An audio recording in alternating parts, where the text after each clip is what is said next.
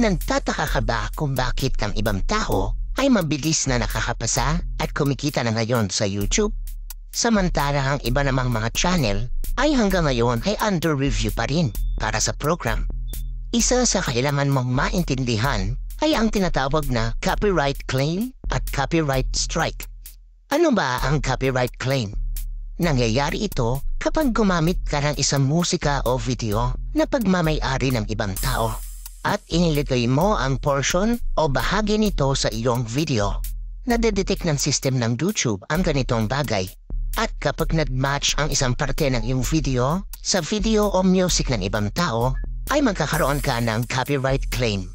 Tinatawag itong copyright claim dahil umalma ang may-ari ng video o music na sa kanila ito. Pero pumapayag siya ang gamitin mo ang ilang bahagi nito sa isang kondisyon. Maaari mong gamitin ito, subalit ang kikitain ng video mo ay paghahatian ninyo. Maaari din ang lahat ng kita ng video mo ay mapupunta sa tunay na may-ari ng video o music at walang mapupunta sa iyo.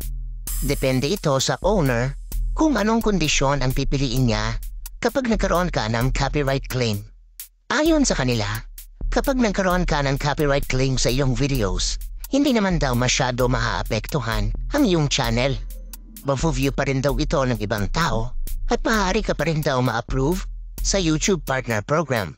Subalit, may ilang YouTubers din ang nagsasabi na hindi nagpapakita as recommended video ang isang video kapag meron itong copyright claim.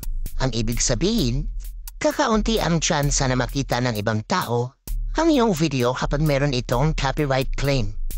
Napakasakit nito dahil pinaghirapan mo ang ilang bahagi ng iyong video pagkatapos hindi ito masyado makikita ng ibang tao. Kaya nga, ang payo ng ibang mga YouTubers ay dapat original palagi ang iyong video. Huwag kang gagamit ng video ng ibang tao. Sabi nila, kahit marami ka daw copyright claim sa iyong channel, ay hindi naman daw ito magiging rason upang ma-terminate o ma-delete ang iyong channel. Subalit, may posibilidad na ang copyright claim ay maging isang copyright strike.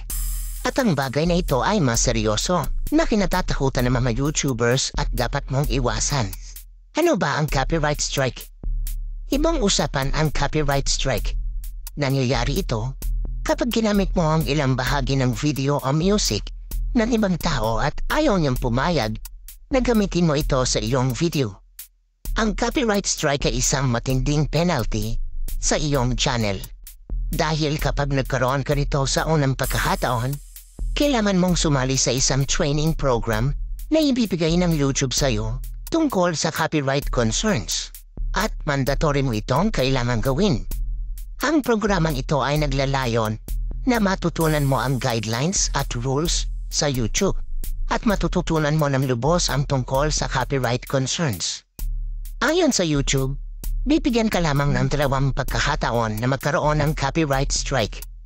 Ang ibig sabihin nito ay first copyright strike at second copyright strike. Kapag sa pangatlong pagkakataon ay nagkaroon ka ulit ng copyright strike, ang ibig sabihin ay third copyright strike, ay matoterminate na ang iyong channel.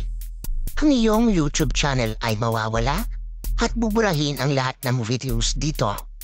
Wala nang pag-asang maibalik pa ang iyong YouTube channel kapag na-terminate na ito.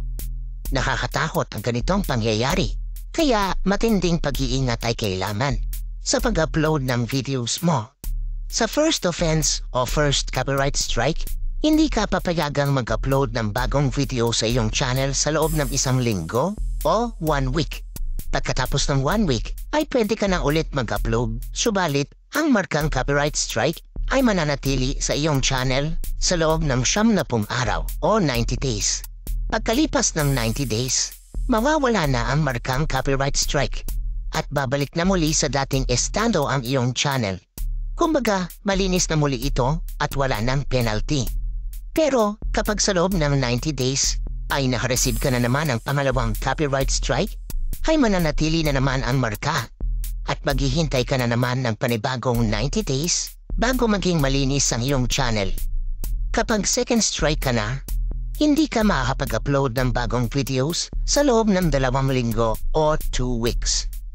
hanggang hindi pa lumilipas ang 90 days at nakareceive ka muli ng panibagong copyright strike. Ito na nga ang tinasabing third strike. At kapag nangyari ito, goodbye na sa channel mo. Termination na ito at buburahin na ang iyong channel at mga videos dito. Para sa ikapapanatag ng iyong isipan, pag-aralan mong mabuti at isapuso ang community guidelines ng YouTube.